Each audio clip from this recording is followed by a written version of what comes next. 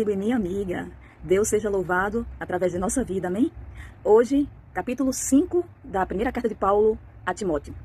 É um capítulo muito prático, onde ele vem com diversas instruções de como devemos tratar os nossos irmãos e amigos na igreja.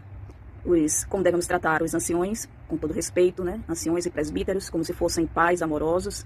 As viúvas, aquelas que têm filhos e netos, que a família deve cuidar, devem lhes dar atenção. Aquelas que não têm filhos, nem netos, nem ninguém que cuide delas, a igreja deve lhes prestar socorro, sim.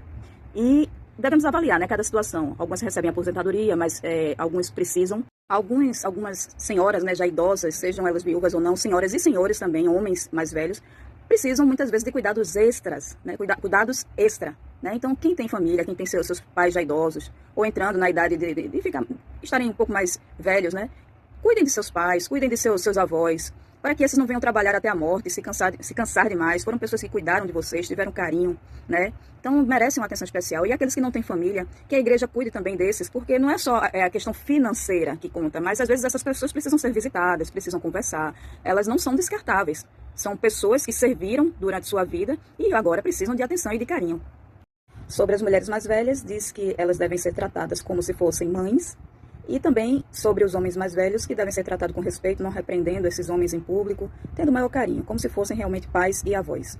Isso mostra como Paulo ele tinha o cuidado e a dedicação por todos os membros, todas as classes e todas as idades.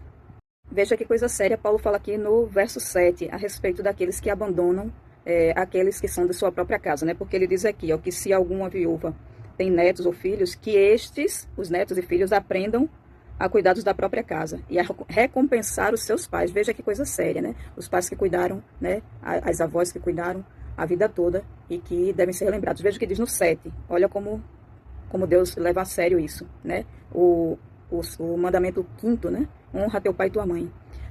O verso 7 diz assim, ó, ordene essas coisas para que sejam irrepreensíveis. Se alguém não tem cuidado dos seus pais, especialmente dos da própria casa, esse negou a fé e é pior do que o descrente. Nossa, que coisa séria. Honra teu pai e tua mãe, tá? Aí depois ele tem uma série de conselhos a respeito de quem seriam essas viúvas. No caso aqui seria para receber os benefícios, né, na igreja.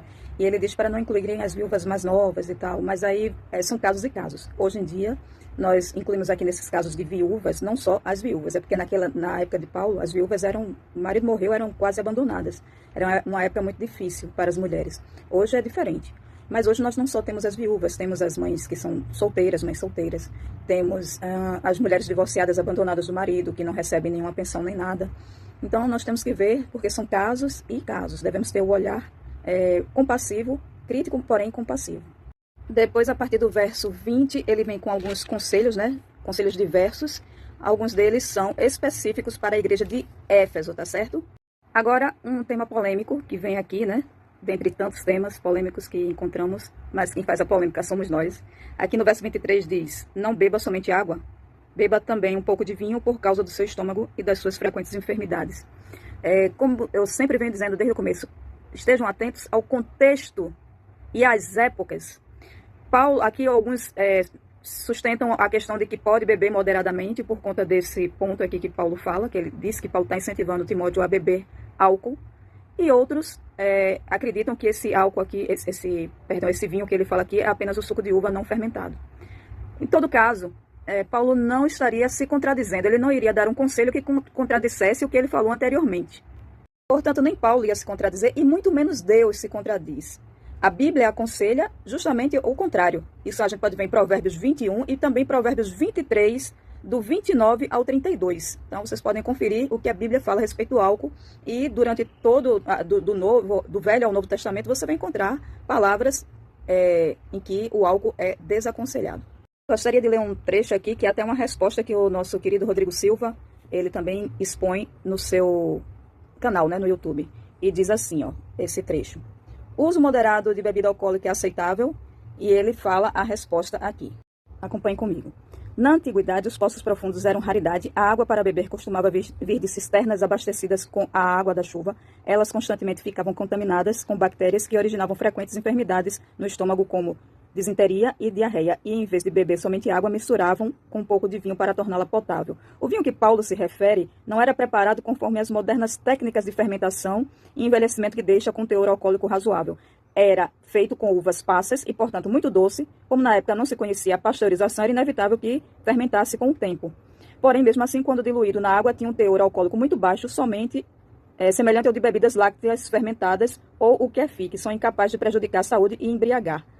Ainda nessa leitura, o parágrafo último diz: hoje há métodos mais eficazes de purificação da água e já não se justifica o uso do vinho para este fim.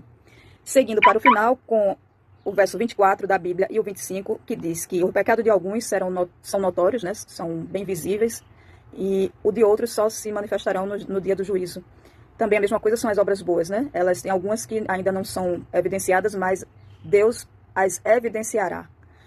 Alguns têm pecados que são bem visíveis, outros se escondem, mas tudo há de ser revelado.